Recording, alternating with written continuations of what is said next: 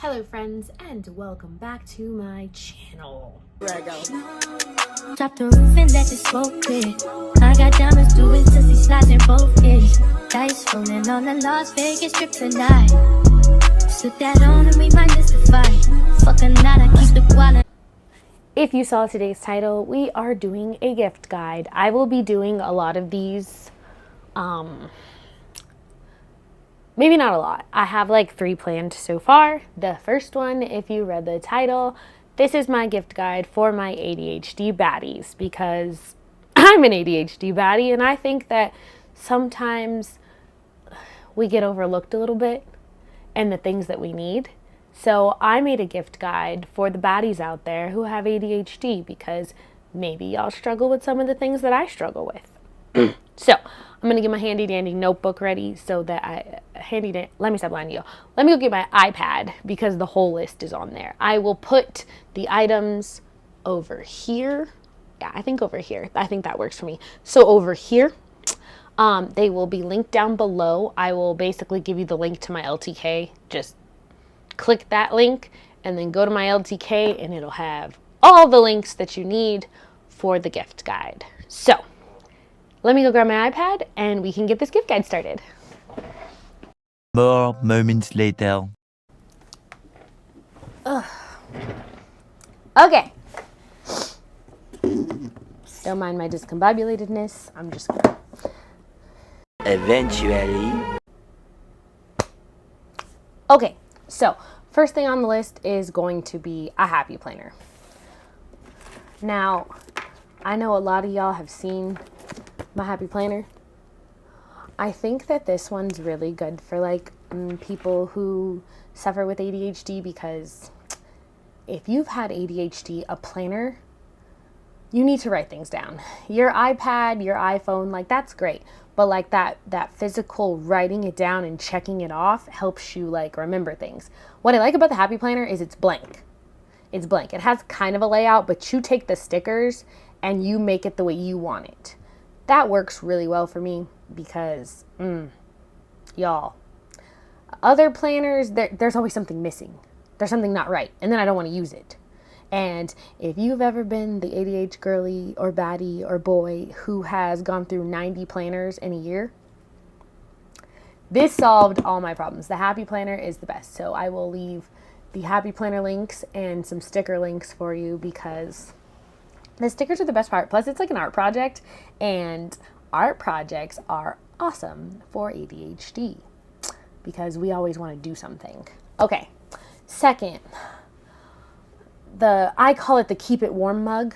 You know, that neurodivergent tendency to have like 3 different drinks and then forget about your coffee and then it gets cold.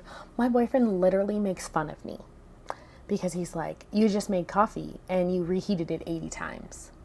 My bad. So the keep it warm mug is going to be the solution for that. Rolling right into the next one, a Stanley Cup. Yes, I am a Stanley Cup girly, but honestly, it's because it keeps it cold. It keeps it cold because what are we going to do? Forget about our drink. What are we going to forget to do? Drink water. So I like that it's 40 ounces. It keeps everything cold. It's pretty and aesthetic, because if you suffer from ADHD like I do, where sometimes things need to be aesthetic for you to do it, like drinking water, yeah, I'm not a fan of drinking water. But if I got my Stanley Cup and my lemons, then all of a sudden I'm drinking all the water all day long. Okay. Next is going to be for if you're in school, if you work from home, if you have an office, if you have to be at a desk a lot. Y'all have seen the chair. This chair is the best thing that probably ever happened to me. You can sit in it 80 different ways and it works. Like crisscross applesauce, spin it around different ways. If you're the upside down couch sitter, don't sit on this upside down like you do on the couch. I do that on my couch, but here I just found so many different ways to sit in this chair that it just works. I know you can only see the bottom half, but I'm like half crisscross applesauce, half not crisscross applesauce on this chair right now. This chair is probably the best thing that ever happened to me and the best thing that I ever found on TikTok. So if you need an ADHD chair, it's not called the ADHD chair, but I'm calling it the ADHD chair. Because if you're neurodivergent, this chair is for you. All right, let's get into some of the more like normal stuff. We got coloring books. I have some of my favorite coloring books. I've also linked some of the markers because sometimes you just need to stimulate that side of your brain that just wants to do something fun while you're like, I color sometimes while I'm in lectures, I crochet while I'm in lectures, and the coloring books just hit different, especially if you find like something you're interested in. So like I got some anime coloring books, some food coloring books. Just I linked a bunch of coloring books in here. Find things that you love, color them. It helps you just get that creativity going and gives you something kind of like weirdly monotonous to do to help you stay focused. Okay. So how many of you need to-do lists? Like you need that, screw your planner, whenever you need to write down what you need to do and you need to physically cross it off. I'm that way. But a sticky note gets lost and it's not fun and it's not stimulating enough. So the cute to-do lists, the ones that have the cute little kawaii emojis. I have a Naruto to-do list. Like it just helps me cross things off, check it off, stay focused. Because when I can cross it off, I know it's complete and I'm not like over focusing on it, or I'm not under focusing on it, and it gives me something to go back to stay on track. So cute to-do list. Next, I don't care if you have ADHD or not, a weighted blanket. There is something about a weighted blanket that is good for everybody. They're good for everybody. It just gives me that like sense of security and warmth, and like the weight where you just like need to feel it. I don't care if you're neurotypical. I don't care if you're neurodivergent. Get a weighted blanket. But especially if you have ADHD like I do, and sometimes you just need to be like grounded, the weighted blanket is the way to go. Okay, small crafts. Small crafts are where it's at. So we got the woobles, the wobbles, the wobles. I don't know how to say this. I'm not about to lie to y'all, but I'm going to tell you right now, these little crochet, they're awesome, because most of us who have ADHD start a project and don't necessarily always finish it. These are small ones. That way we can feel accomplished so that you don't have a pile of, ADHD activities that you started but didn't finish. I know I'm not alone. I'm talking about myself. So if you can see yourself in me, then know that I'm here to support you too, because we are going through the same thing. So definitely the woobles. And then I also linked some of the, they're like the little,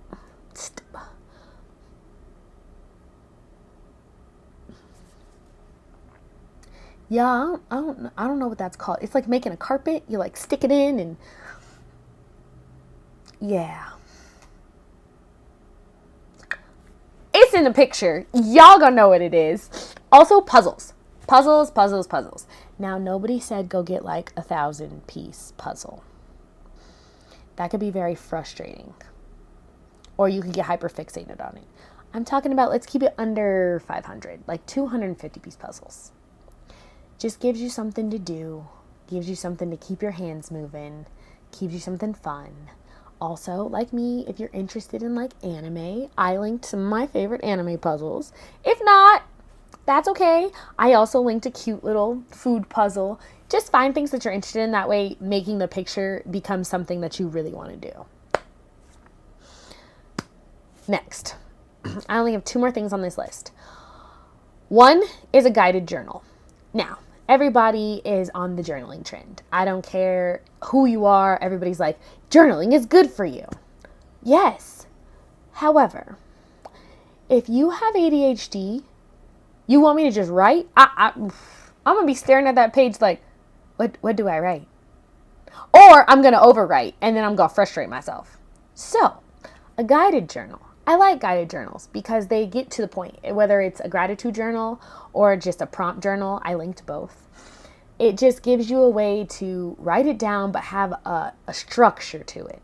So that way I'm not just over here writing what I ate that day and then hyperfixating on the fact that I'm hungry and then I didn't stop journaling and went in the kitchen and made a snack.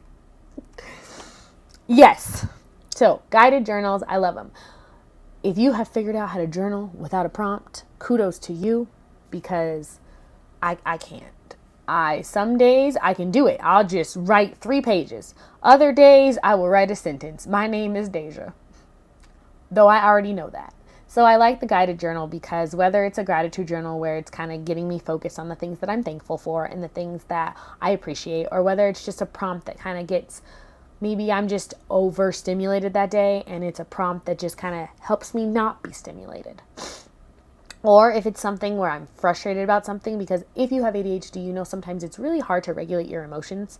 Like, we get called oversensitive and things like that, but it truly is, it's a brain. It's your brain. Your brain can't, like, it's too much sometimes when you're doing everything else than to have to regulate your emotions. I find that journaling really helps with that. So the prompted journals, guided journals, yes, that way I'm not just rage writing and I don't know what I'm writing about. Yes. Okay.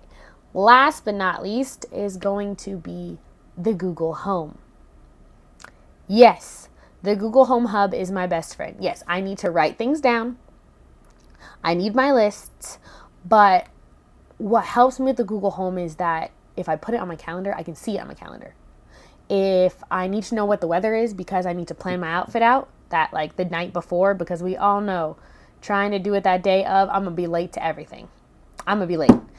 And I strive as a person who has ADHD to be on time to things. And if you have ADHD, you know how hard that is. So the Google really helps because you can set these systems and alarms. Like, it'll tell you what time you need to leave to be on time.